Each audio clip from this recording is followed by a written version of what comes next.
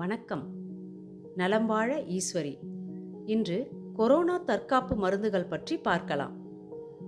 உலக மக்கள் அனைவருக்கும் மரண பயத்தை காட்டிக் கொண்டிருக்கும் கண்ணுக்கு புலப்படாத கொரோனா வைரஸிடம் இருந்து நம்மை நாமே காப்பாற்றிக் கொள்ள வேண்டிய கட்டாயத்தில் இருக்கிறோம். கொரோனா அறிகுறிகளாக சளி, தொண்டை வலி, தலைவலி, வறண்ட இருமல், மூச்சு திணறல், காய்ச்சல், உடல் வலி, தசை மற்றும் மூட்டுகளில் வலி, ருசியின்மை, வாசனை நுகரும் தன்மை இல்லாமல் போவதோடு அவ்வப்போது வயிற்றுப்போக்கும் உண்டாகிறது. 9 வயதுக்குட்பட்ட குழந்தைகள் மிகவும் குறைவாகவே பாதிக்கப்படுகின்றனர். சிறியவர்களை விட வயதானவர்களை அதிகம் பாதிக்கிறது. முக்கியமாக இந்த வைரஸ் நோய் எதிர்ப்பு சக்தி குறைந்தவர்கள், இதயம் சார்ந்த நோய்கள், நீரிழிவு, நுரையீரல் நோய்கள், சிறுநீரக கோளாறுகள் உள்ளவர்களை வலுவாக தாக்குகிறது. உணவுகள், மூலிகைகள், மருத்துவ முறைகள் என பலரும் மக்களிடையே விழிப்புணர்வை தொடர்ந்து கொடுத்து வருகின்றனர். என்றாலும் கொரோனா பரவல் அதிகமாகிக் கொண்டேதான் இருக்கிறது. எளிமையான 3 மருத்துவ முறைகளை மேற்கொள்வதன் மூலம் நோய் எதிர்ப்பு ஆற்றலை நம் உடலில் அம்மருந்துகள் உருவாக்கிவிடும். அதனால் நமது உயிராற்றல் அதிகமாகவும் கொரோனாவின் ஆற்றல் குறைவாகவும் இருக்கும். ஆக கொரோனா வைரஸ் நம்மை தாக்காமல் பாதுகாத்து கொள்ளலாம். முறையே ஒவ்வொன்றாக மிகவும் பொறுமையுடன் தெளிவாக அனைவருக்கும் புரியும்படி மருந்துகள் பெயரை கூறுகிறேன். மருந்துகள் பெயரை குறித்து வைத்துக் கொள்ளுங்கள். மருந்து கடை வாசலில் நின்று கொண்டு மருந்துகள் பெயரை கேட்டு போன் செய்வதை தயவு செய்து தவிர்க்கவும்.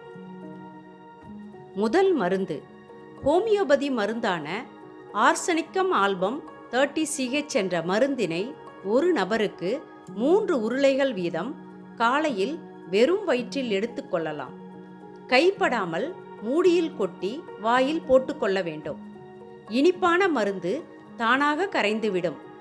ஒரு குடும்பத்திற்கு 20 ரூபாய் தான் செலவாகும். பக்க விளைவுகள் இல்லாத இந்த மருந்தை அன்று பிறந்த குழந்தை முதல் 100 வயது முதியவர் வரை எடுக்கலாம். 3 நாட்களுக்கு மட்டுமே எடுத்தால் போதுமானது. இந்த மருந்து ஹோமியோபதி மருந்து கடைகளில் தட்டுப்பாடு இல்லாமல் தாராளமாக கிடைக்கிறது. அடுத்து நாம் எடுக்க வேண்டிய 2வது மருந்து.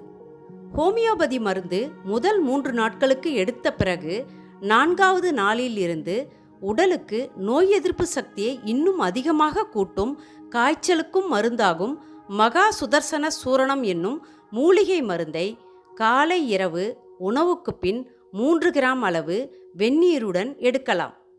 சூரணம் எடுக்க விரும்பாதவர்கள் மகா சுதர்சன மாத்திரையை காலை இரவு உணவுக்கு பின் 2 மாத்திரைகள் வீதம் எடுக்கலாம்.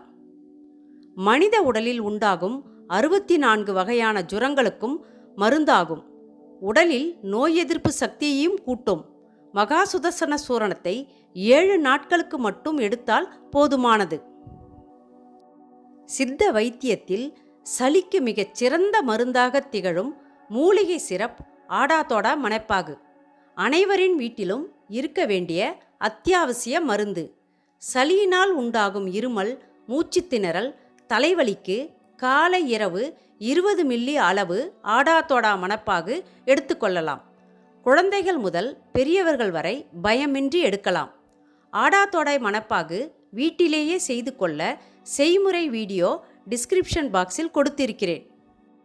உடலில் வேறு ஏதாவது பிரச்சனை இருந்து அதற்காக எந்த வகையான மருந்துகள் எடுத்தாலும் அந்த மருந்துகளை எடுத்துக்கொண்டே ஆர்சனிக்கம் ஆல்பம், மகா சுதர்சன சூரணம், ஆடாதொடை மணப்பாகு எடுத்துக்கொள்ளலாம்.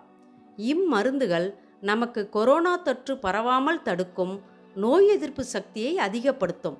வேறெந்த பக்க விளைவுகளும் தராது. 3வது முறை. சளி இருந்தால் அல்லது சளி ஆரம்ப நிலையில் இருந்தால் மருந்தில்லா மருத்துவம் அக்குப்ரெஷர் முறையில் கை கட்டை விரலின் நகக்கண்ணில் ஆரம்பித்து மெதுவாக கை மணிக்கட்டு வரை 14 முறை அழுத்தம் கொடுக்க வேண்டும். இதேபோல் நேரம் கிடைக்கும் போதெல்லாம் 2 கை கட்டை விரலிலும் மாற்றி மாற்றி நமக்கு நாமே யாருடைய உதவியும் இல்லாமல் அழுத்தம் கொடுத்து கொள்ளலாம். இந்த முறையில் அழுத்தம் கொடுக்கும்போதே தலைவலி இருப்பவர்களுக்கு தலைவலி குணமாகும். தொடர்ந்து செய்து வர சளி இருமல் படிப்படியாக குணமாகும். கூடுதல் தகவல்: மூட்டுவலி பிரச்சனை உள்ளவர்கள் இந்த முறையில் அழுத்தம் கொடுக்கும்போது மூட்டுகளில் உள்ள வலி நன்றாக குறைவதை உணருவார்கள். ஒரு புள்ளியில் நாம் கொடுக்கும் அழுத்தம் பல பிரச்சனைகளுக்கும் தீர்வாகிறது. மேற்கூறிய முறைகளோடு சமூக இடைவெளி கடைபிடித்து கொரோனா வைரஸ் பரவலை தடுக்கலாம். தற்காப்பு மருந்துகள் குறித்த இந்த எளிய முறை அனைவரையும் சென்றடைய ஷேர் பண்ணுங்க. நம் பாரம்பரிய உணவு மற்றும் மூலிகைகள் கொண்டு ஆரோக்கியமாக வாழ்வோம். என்றும் நலம் வாழ ஈஸ்வரி. நன்றி, வணக்கம்.